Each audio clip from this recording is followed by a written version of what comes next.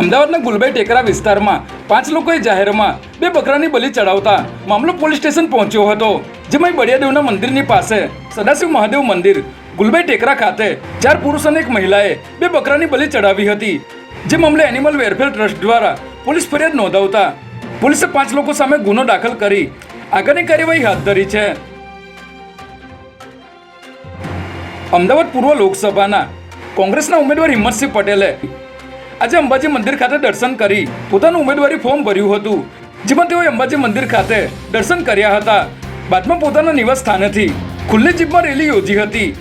આ રેલી સુખરામનગરથી સારંગપુર આસ્ટોડિયા થઈ જિલ્લા પંચાયત ખાતે પહોંચી હતી, જેમાં ધારાસભ્ય ઇમરાન ખેડાવાલા, પૂર્વ ધારાસભ્ય ગ્યાસુદ્દીન શેખ સહિતના નેતાઓ હાજર રહ્યા હતા. પેરોલ જમ્પ કરીને ગુનાઓ આચરતા આરોપી સહિત 2 રીઢા આરોપીઓને અમદાવાદ ક્રાઇમ બ્રાન્ચની ટીમે ઝડપી લીધા છે, જેમાં આરોપી તોફિક શેખ 10 દિવસના પેરોલ મેળવ્યા બાદ ફરાર થઈ ગયો હતો અને ઇબ્રાહિમ સાથે મળીને લૂંટ અને ચેન સ્નેચિંગ સહિતના ગુનાઓ આચરતા હતા. ત્યારે પોલીસે બાતમીના આધારે બંને આરોપીઓને ઝડપી લઈ સોનાની ચેન વીંટી અને મોબાઈલ ફોન સહિત 6 લાખનો મુદ્દામાલ કબજે કર્યો હતો.